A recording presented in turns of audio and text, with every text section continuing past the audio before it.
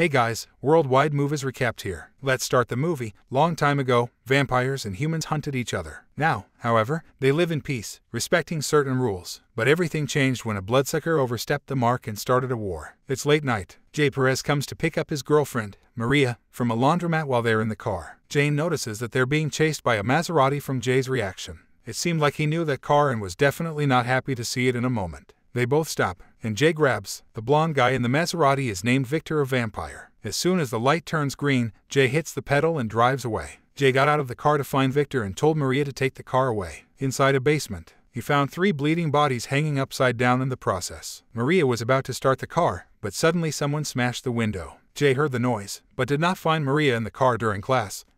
The main character named Benny was sleeping like a baby. Benny is a simple and kind guy who lives with his grandmother and studies economics at the college in his spare time. He's a beatmaker doing pretty well. His grandmother, Abuela, is a sweet granny who loves to cook, especially for Benny. Also in Benny's room, we find out that he is a fan of skating. While he was making a new beat, he heard his brother, Jay, talking to someone on the phone. Jay works as a personal driver for very wealthy people, but he had other things to do today. So Benny would like to take his place and work for him because he needed the money. Initially Jay was skeptical, but in the end he decided to give him a chance and gave the keys to his brother. Benny's job was to transport people in a very luxurious black Cadillac. This car can be started from the outside with only a button. Also, since Benny was working in Jay's stead tonight, he had to tell everyone that he was Jay. Benny was very excited to drive such a car in such a fancy costume. You can see in his face that he was as happy as a child who just got the toy he wanted for Christmas. In the evening, Benny drove to a mansion to pick up his clients. He was quite nervous. He wanted it to look very professional. Suddenly, a beautiful red-haired girl came out of it. Benny confuses her with Zoe Morrow, but the girl's name is Blair. Blair was a close friend of Zoe's. Benny then made a fool of himself because Blair noticed his zipper down.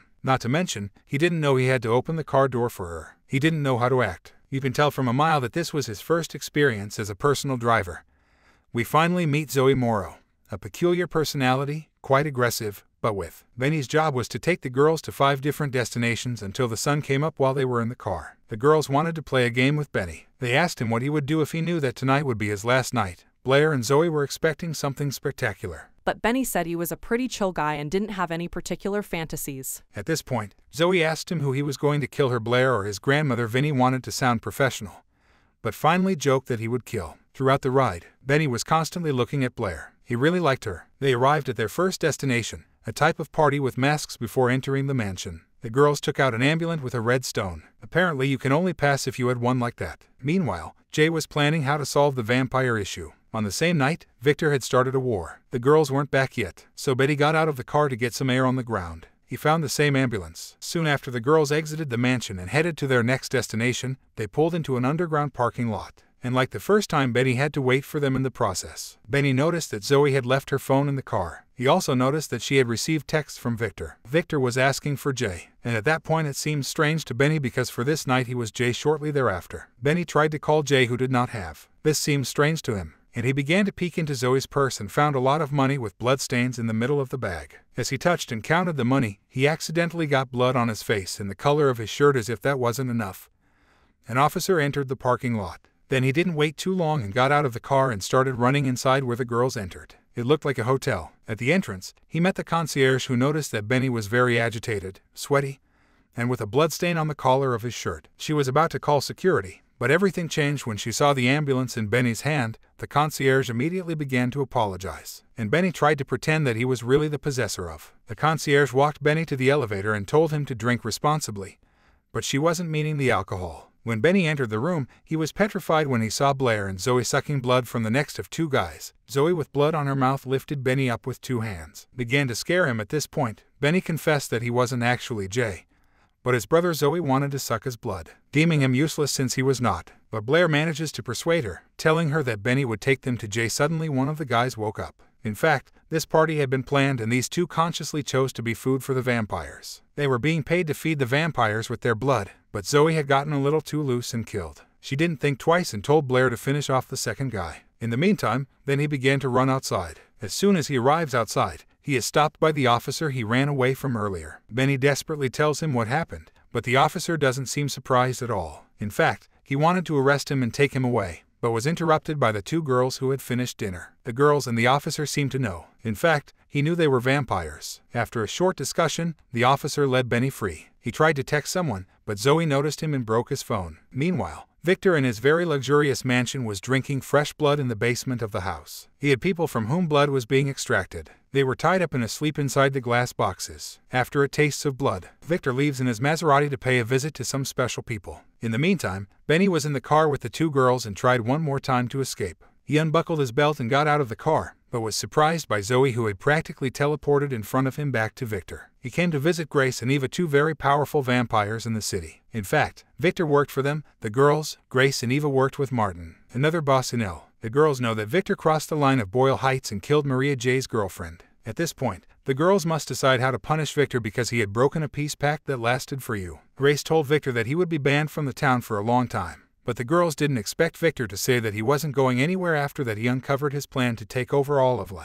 Eva tried to call Martin right away, but they didn't know that Martin had already been killed by Victor. They were breathless when Victor pulled out Martin's "You're like Mike Tyson." At this point, no one could save them, and they were both killed by Victor. In the meantime, Benny and the girls had stopped at a market. Zoe went out to buy. In the car, Benny was very agitated and Blair tried to calm him down. She revealed to him that vampires and humans live together in this town following certain rules. Also, she told them that Zoe is Victor's girlfriend Blair, and Zoe managed the money from different businesses and blood clubs. Victor, having a thirst for power, had been planning this night for a long time. He wants to kill all the 5 leaders of the city to take absolute power of. Blair also tells them that Jay, Benny's brother, runs the Boyle Heights territory, and Victor wanted to use him to turn them against the city leaders. That's why Victor had killed Maria to provoke Jay. But the plan had changed as Benny showed up in Jay's place. So Benny was to take the girls to his brother. Between Benny and Blair, there is a spark. The two are getting closer. In the meantime, Jay had regrouped his gang to hunt vampires. They arrived at the mansion of Le Boss name. Gyro tells Jay that Blair and Zoe came to his party and made this killing.